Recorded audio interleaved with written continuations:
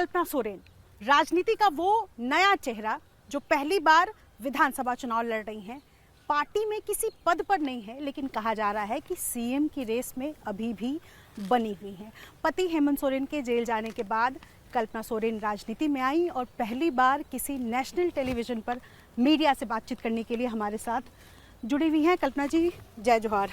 जोहार आपको बनिधि जी, बहुत बहुत जोहार है। मेरा पहला सवाल है, मैं आपके क्षेत्र में हूँ, गांडे विधानसभा, जहाँ से आप पहली बार चुनाव लड़ रही हैं। चलते चलते बातचीत करते हैं। जी जी।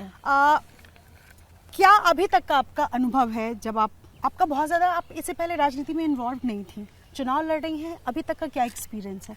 20 को चुनाव है यहाँ। देखिए, मैं आपको बता रही हूँ कि पहले तो मैं पारिवारिक जिम्मेदारियों से थी, बच्चे, पति, सास ससुर, लेकिन अब जो मेरा अचानक से ये 31 जनवरी के बाद से जो माहौल चेंज हुआ और उसके बाद मेरा सार्वजनिक जीवन में मैं आई 4 मार्च को, उसके बाद से चुनाव भी हैं सामने में, तो भागा दौड़ी बहुत ज़्यादा हो गई है और एक नया कदम, एक नई सफ़र की शुरुआत चंद महीनों में, तो आप समझ सकते हैं कि जिम्मेदारियां पहले से थी, वो अभी भी हैं, उसके साथ में एक सार्वजनिक राजनीतिक तौर पे जो जिम्मेदारियां आ गई हैं वो भी है। और करते हुए इलेक्शन सिर्फ मेरा नहीं है, मेरे यहाँ पे झारखंड में अगर मैं बताऊँ कि मैं स्टार प्रचारक भी हूँ, तो 14 हमारे प्रत्याशी खड़े हैं, उन सबका भी मुझे प्रचार प्रसार करना है, तो उसी में लगे हुए हैं और सबको साथ में लेकर के चल रहे हैं। तो इस पूरे, जब से आपका राजनीतिक डेब्यू हुआ है, आपको लगता है कि आप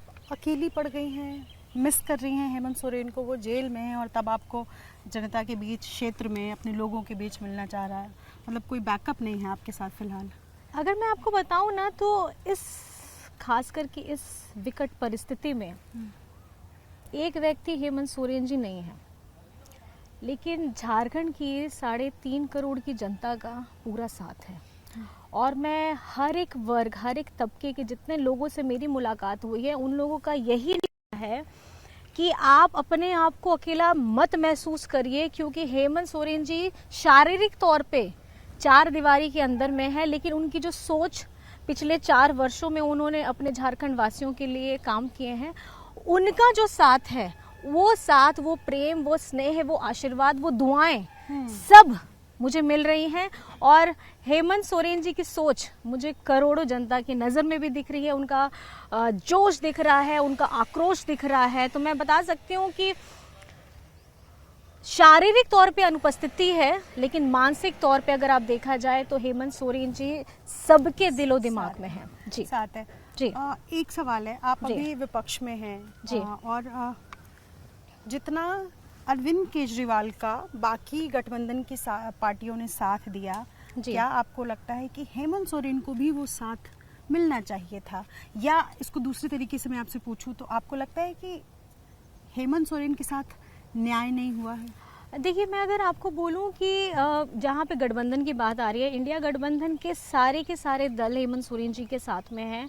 और मैं ये जानकर के बहुत अभिभूत भी हूं कि झारखंड की जनता के साथ साथ हमारे इंडिया गठबंधन के, जैसे मैंने आपको बताना चाहूँगी कि हमारी मुंबई में राहुल जी की न्याय रैली की कंक्लूडिंग फंक्शन था और वहाँ पर में उन्होंने हमको बोलने का मौका दिया। तो देखिए, उसके बाद में रामलीला मैदान में आप पार्टी के द्वारा जो कार्यक्रम आयोजित किया गया, उसमें बोलने का मौका दिया। तो ये अपने आप में दर्शाता है कि हम इंडिया गठबंधन के सारे दल एक दूसरे के साथ में खड़े हैं और जितनी मजबूती के साथ हम अपनी बात रखने का मौका उन्होंने मुझे भी दिया, हेमंत सोरेन की आवाज़ को मजबूत किया। झारखंड वासियों के साथ साथ ये पूरे देश में बात फैल गई है कि वाकई में हेमंत जी को इतनी तकलीफ चुनाव से पहले देने का ये एक सुनियोजित तरीके से अगर अब बोला जाए तो बीजेपी के द्वारा ये षड्यंत्र रचा गया है। आप सुनीता केजरीवाल से मिलने जाती हैं, हक करती हैं, वो तस्वीर आती है, आप सोनिया गांधी से मिलने जाती हैं। तो आप इस पूरे घटनाक्रम में, एक तो मेरा सवाल है कि क्या, जैसे अरविंद केजरीवाल जेल से सरकार चला रहे हैं, हेमंत सोरेन ने जल्दीबाजी कर दी, पहले इस्तीफा दे दिया सरकार? देखिए, मैं तो आपको बताना चाहूँगी कि हेमंत सोरेन जी ने नैतिकता के आधार पे उन्होंने अपनी जिम्मेदारी निभाई और उसके साथ अभी भी हमारे झारखंड में इंडिया गठबंधन, हमारे गठबंधन की सरकार है। और सरकार जो हेमंत जी के द्वारा योजनाएं उन्होंने पहले से स्थापित की हुई थी, पहले से लागू की हुई थी, उसको आगे बढ़ाने का काम कर रही हैं। अभी के वर्तमान में हमारे चंपई सोरेन जी हमारे झारखंड मुक्ति मोर्चा के सीनियर लीडर हैं और उनके कदम से उन्होंने जिस तरीके से यहाँ पे लीडरशिप दी है और सब लोगों को साथ में लेकर के, इंडिया गठबंधन के हमारे सारे विधायकगण, मंत्रीगण, सब लोगों को साथ में लेकर के आगे काम कर रहे हैं, ये कभी काफ़ी सराहनीय है। और मजबूती, देखिए मैं आपको बताना चाहूँगी कि सच लोगों के सामने में, जनता के सामने में आ गया, सिर्फ झारखंड नहीं पूरे हिंदुस्तान में जनता के सामने आ गया है कि झूठ एक्चुअली में बोल कौन रहा है। पर चंपई सोरेन मुख्यमंत्री हैं जी, लेकिन आज भी लोग मानते हैं कि चंपई सोरेन डमी मुख्यमंत्री है, सरकार तो कल्पना सोरेन चला रही है। देखिए अफवाहों का कोई जोड़ नहीं है। मैं अगर आपको बताना चाहूँ, मेरी आप मैं खुद, आप मुझे देखे होंगे, अगर मैं कभी भी पॉलिटिकल मेरा अपीयरेंस रहा नहीं। आज क्योंकि गांडे उपचुनाव भी है, हमारे चुनाव चल रहे हैं, लोकसभा के चुनाव चल रहे हैं, तो हमारे एक क्योंकि प्रभावशाली हेमंत सोरेन जी एक स्टार प्रचारक के तौर पे, पार्टी के कार्यकारी अध्यक्ष के तौर पे उन्होंने जिम्मेदारी निभाई और कहीं ना कहीं एक मजबूत आवाज़ की ज़रूरत है। अगर आप मुझे ये बोलिए कि अगर वो मजबूत आवाज़ उनके घर से ही है, अगर वो मैं ही हूँ, अगर, तो इसमें गलत बात क्या है। हम लोगों को मजबूती से वो आवाज़ रखनी चाहिए जैसे हेमंत सोरेन जी करते आए हैं। और पार्टी का हर एक कार्यकर्ता भी अपना जोश, अपना मनोबल हेमंत सोरेन जी को देख करके कर रहा है, हमारे सीनियर लीडर्स को देख करके कर रहा है, दिशम गुरु शिबू सोरेन जी को देख के कर रहा है। अगर ये जिम्मेदारी पार्टी के द्वारा मुझे दी गई है तो मैं अपनी जो जिम्मेदारी है वो बखूबी निभाऊंगी। इस पूरे घटनाक्रम में जो हुआ कल, हेमंत सोरेन का जेल जाना जी, आपका चुनाव में आना, जी, इस पूरे घटनाक्रम के बीच में कोई एक बार जब आपको लगा हो कि कोई साजिश हो रही है, साजिशन ये सारी चीज़ें हुई, और क्या आपको लगता है कि वाकई बीजेपी ने एक अहम भूमिका निभाई इस पूरे प्रकरण में?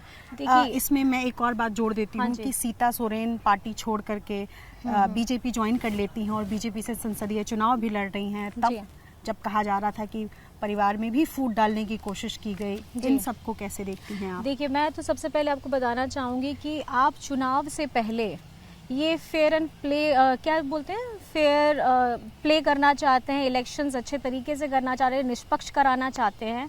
लेकिन मुझे ये लगता है कि आपकी मानसिकता, बीजेपी वालों की मानसिकता दिखा रही है कि ये लोग डरे हुए हैं। पिछले 10 सालों से जो ये वादा करते हुए आए हैं पूरे हिंदुस्तान की जनता के साथ में कि 2014 का अगर मैं आपको बात बता दूं, उन्होंने वादे किया किए थे 2014 में कि हम 2 करोड़ नौकरियां देंगे बेरोजगारों को, हम किसान की आय दुगनी करेंगे, हम काला धन लेकर के आएंगे और आपके खातों में 15-15 लाख डालेंगे।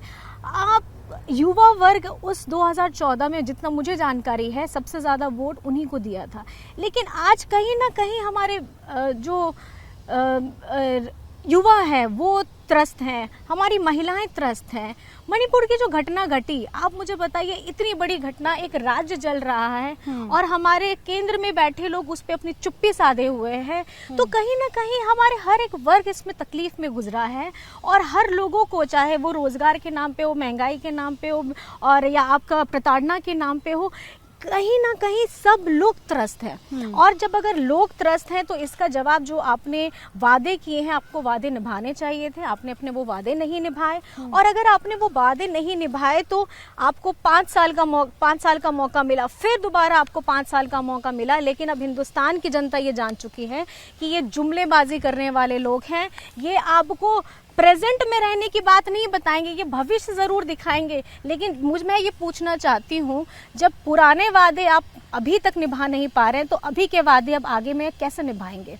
तो पहला ये सवाल जनता को बहुत दुखी कर रहा है। जो वादे, जो इरादों के साथ, जो आकांक्षाओं के साथ, जो उम्मीदों के साथ इन्होंने उनके पे भरोसा किया था, वो टूट चुका है। और इस बार हिंदुस्तान अपना जवाब देने वाली है और करारा जवाब देने वाली है, जो आप 4 जून को आपको सबको जवाब मिल जाने वाला है। 4 जून को कल्पना सोरेन क्या कर रही होंगी, ये भी जानना चाहती है जनता। देखिए, कल्पना सोरेन 4 जून को जनता के आशीर्वाद, स्नेह को समेटने का काम करेंगी। हमारी पार्टी के झारखंड मुक्ति मोर्चा के साथ इंडिया गठबंधन के हमारे जितने प्रत्याशी हैं खासकर झारखंड में, वो अब आने वाले हैं। और सांसद के तौर पे जिनकी जिम्मेदारियां थी, जो बता रहे हैं अभी ये झारखंड में कि मेरे 12 सांसद हैं, उन्होंने झारखंड की आवाज़, झारखंड के मुद्दों को नहीं उठाया। ये चुनाव मुद्दों की लड़ाई लड़ रहा है, ये चुनाव लोकतंत्र बचाने की लड़ाई लड़ रहा है, ये चुनाव हमारे संविधान को बचाने की लड़ाई लड़ रहा है, और ये लड़ाई जनता लड़ रही है और जनता के हम प्रतिनिधि बने हुए हैं, तो उनका आशीर्वाद हम लोग के साथ में है। तो हमें ये पूरा पता है कि 2024 के लोकसभा में जो जनता करारा जवाब देने वाली है, इसका भयावह स्थिति इन लोगों को, बीजेपी वालों को पहले ही पता चल गया था। इसी तरीके से इन्होंने षड्यंत्र करके हेमंत सोरेन जी को भी जेल में पहुंचाया है, केजरीवाल जी को भी पहुंचाया है, और सब उन मजबूत लोगों को पहुंचाया है जिनको इनसे लगता था कि इनको सबसे ज्यादा खतरा है। अन्याय हुआ है हेमंत सोरेन के साथ, तो वो तो मैं आपको बता रही हूँ ना चुनाव से पहले। अच्छा, एक मुझे बताइए, आज चुनाव होने वाले हैं, 3 महीने से हेमंत जी जेल में हैं, और ये ऐसे तरीके से आपने साजिश करके इनको घुसा है कि आप हम लोगों को चुनाव के, हमारा कार्यकारी अध्यक्ष, हमारा स्टार प्रचारक, हमारे यहाँ जन जन का प्यारा मुख्यमंत्री जो झारखंड के हितों के लिए काम कर रहा है, योजनाएं ला रहा है, अपने हक अधिकार के लिए लड़ रहा है, तो आप इनको जेल के अंदर डाल देते हैं। और आपके जो सांसद हैं, उन लोगों में हिम्मत नहीं होती है कि वो अपना संसद में जाकर के झारखंड के बारे में बात करें। पर इंटरिम बेल जैसे अरविंद केजरीवाल को इनको मिलना चाहिए था। देखिए, मैं इसीलिए प्रचार प्रसार के लिए, हाँ जी, मैं इसीलिए ऑनरेबल सुप्रीम कोर्ट से मैं तो यही चाहूँगी कि उनका जो भी उन्होंने इंटरिम बेल के लिए हेमंत जी ने, हम लोगों ने भी डाला है, उस पर सुनवाई करें। और क्योंकि मौका हर किसी को मिलना चाहिए, और जिस सब अपनी पार्टी के लिए प्रचार प्रसार कर रहे हैं, तो हेमंत सोरेन जी को भी, क्योंकि सिर्फ हम झारखंड मुक्ति मोर्चा नहीं, हम इंडिया गठबंधन का प्रचार प्रसार करेंगे झारखंड में भी। और अगर हेमंत सोरेन जी करते हैं, उनको मौका मिलता है, तो मुझे लगता है बाहर जाकर के भी वो जरूर करेंगे। ठीक है, अब सवाल है सबसे जरूरी, जो झारखंड को लेकर के बीजेपी हमलावर भी है और दिखता भी है, भ्रष्टाचार। आपके यहाँ क्लास की अगर बात कर ली जाए तो अफसर क्लास से पूजा सिंघल भ्रष्टाचार के आरोप, इसके अलावा आपके जो मंत्री हैं हेमंत सरकार में, अभी चंपई सरकार में आलमगीर, उनके यहाँ जो उनके स्टाफ है, उनके घर पे करोड़ों कैश मिलता है। तो क्या ये समझा जाए आज की तारीख में कि सबसे ज्यादा भ्रष्ट राज्य कोई बन चुका है तो वो झारखंड? क्या काउंटर है आपके पास? देखिए, मैं आपको बताना चाहूँगी कि करप्शन, आपके इन सवालों को जिसको सज़ा मिलनी थी, जो इसमें दोषी हैं, मैं भ्रष्टाचार के ऊपर में मैं ये बोलूँगी, जो दोषी है उसको सज़ा मिलनी चाहिए। लेकिन मैं इसमें अपना तथ्य ये रखना चाहूँगी, करप्शन ये भी है जब झारखंड में हेमंत सोरेन जी 1932 का खतियान लागू कराने के लिए विधानसभा से पारित करते हैं और वो राजभवन जाकर के रुक जाता है, ये करप्शन है। जब हमारे हेमंत सोरेन जी अपना सरना आदिवासी धर्म कोड को विधानसभा से पारित कराते हैं, वो आगे जाके रुक जाता है, ये करप्शन है। जब हमारे हेमंत सोरेन जी पिछड़ों के लिए 27% आरक्षण की बात करके उसको पारित करने का काम करते हैं और वो आगे नहीं बढ़ पाता है, ये करप्शन है। जब हेमंत सोरेन जी केंद्र सरकार से 1,36,000 करोड़ का अपना झारखंड का पैसा बकाया मांगते हैं, वो हमको नहीं मिलता, वो करप्शन है। तो मैं आपसे पूछना चाहती हूँ कि करप्शन की रूपरेखा आप इस तरीके से क्यों नहीं देखते हैं कि जो झारखंड का आदिवासी मुख्यमंत्री है, वो अपने हक अधिकार अगर मांग रहा है, पिछले 20 सालों का अगर हक अधिकार मांग रहा है, 1,36,000 करोड़, आप मुझे बताइए, 100,000 लाख की बात नहीं कर रही हूँ मैं करोड़ों की बात कर रही हूँ। अगर ये पैसा झारखंड को मिल जाता, तो आज जिस झारखंड को आप गरीब राज्य बोल रहे हैं और जिस झारखंड राज्य की जमीन से आप सोना निकाल के लेकर के जाते हैं, खनिज संपदा निकाल के लेके जाते हैं, उसका रॉयल्टी का पैसा अगर आप नहीं देते हैं, तो ये भी भ्रष्टाचार है। तो इमोशनल हो रही है? नहीं, इमोशनल नहीं मैं हो रही हूँ। आप जिस राज्य से जुड़े हैं, आप मुझे बताइए, एक व्यक्ति अपना अगर कमरा बनाता है, किराए पे दे सब मिलता है, लेकिन आपका खुद आना, हम झारखंड गरीब नहीं है, हमको गरीब बनाया गया है, और केंद्र में जो बैठे लोग हैं इन्होंने झारखंड को गरीब बनाया है। इन्होंने हमारे साथ हमेशा सौतेला व्यवहार किया है, हमारे खनिज संपदा लेकर के दूसरे राज्यों को देने का काम, जगाने का काम करते हैं, यहाँ पे अंधेरा करते हैं और कहीं और जाकर के उजाला करते हैं। तो ये भ्रष्टाचार है। आज की तारीख में चूंकि आप भ्रष्टाचार के सवाल को बड़े सधे अंदाज में टाल गई कि झारखंड में भ्रष्टाचार सबसे ज़्यादा है, इस सवाल को आप नहीं देखिए, मैंने टाला नहीं है इसको, मैंने ये दिखाया कि इससे बड़े जिसको जो गुनहगार है उनको सज़ा मिल रही है और आगे सब अपना काम कर रहे हैं। मतलब अपने कि मंत्री नहीं देखिए, नहीं तो मैंने ये नहीं बोला कि उसको पैसे है, मैंने ये बोला आपको कि आप भ्रष्टाचार के जो रूपरेखा को अगर आप देखेंगे हमारे झारखंड में जितने भी कार्य हुए हैं, आप हेमंत सोरेन जी, मैं आपको बता दूं कि सर्वजन पेंशन की योजना हेमंत जी ने लाई। केंद्र सरकार ने हमारे हरा राशन कार्ड 8 लाख लोगों का राशन कार्ड डिलीट कर दिया। अबुआ आवास का 11 लोगों के नाम का जो राशि था वो दूसरे राज्यों में भेज दिया। आप मुझे बताइए, जब जनता के लिए आप खड़े हैं, हमारा राशन कार्ड, हमारा अबुआ आवास, हमारा पेंशन, वो हमको क्यों नहीं मिलेगा? क्योंकि हेमंत सोरेन जी झारखंड के मुख्यमंत्री हैं, वो किसी और राज्य के मुख्यमंत्री नहीं है, तो उनकी जवाबदेही अपना झारखंड है। तो झारखंड में उन्होंने जो काम किया, केंद्र सरकार से जो हमें मिलना चाहिए था, अगर आप केंद्र सरकार को पिता के रूप में देखेंगे तो झारखंड एक बच्चा है, लेकिन ये बच्चा के साथ हमेशा सौतेला व्यवहार हुआ है।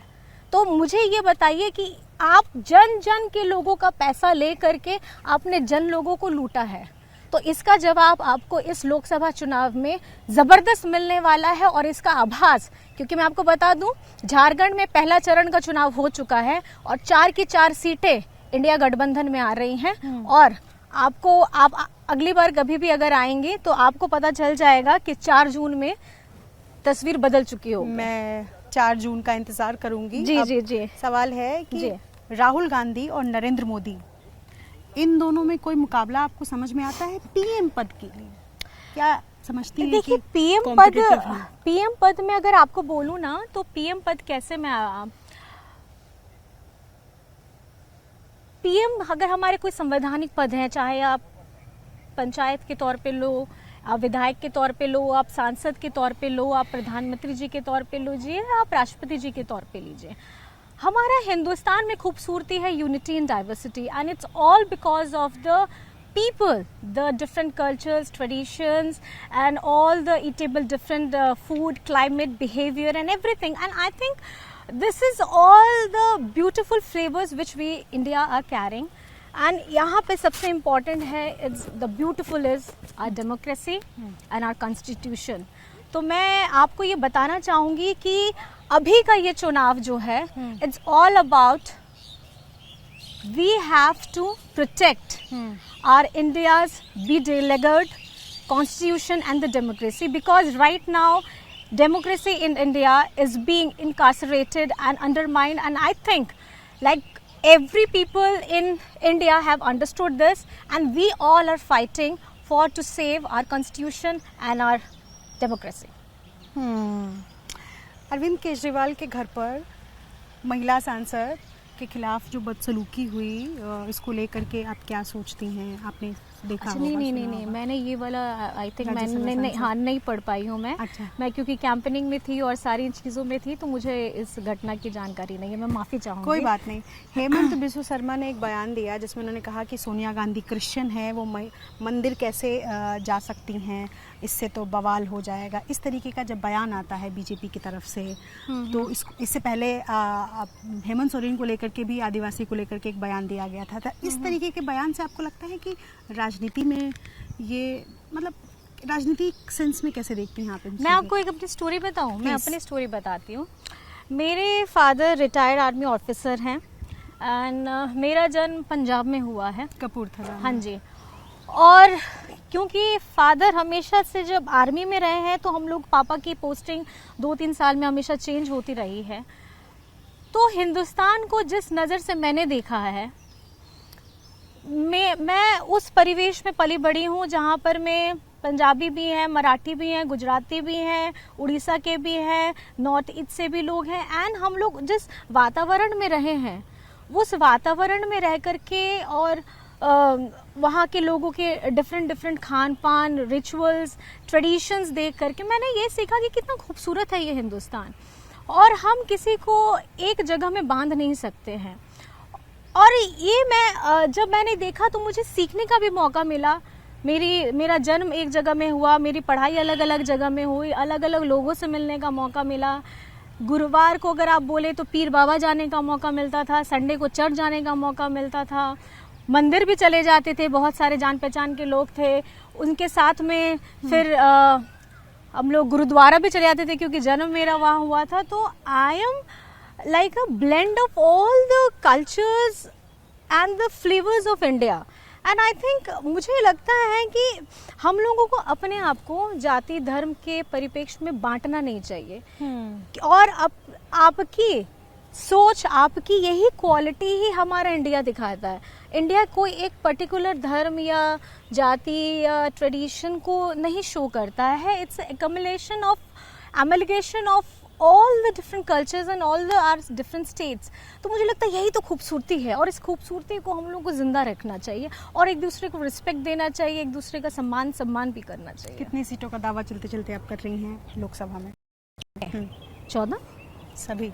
और उपचुनाव मेरा गांडे का है तो उसको भी आप नहीं दिया आपने उधर? नहीं, इसमें डिस्काउंट की बात नहीं है। देखिए, जनता ने मन बना लिया है, ये मैं आपको नहीं बोल रही हूँ, जनता मुझे बोल रहे हैं, जो मैं आपको बता रही हूँ।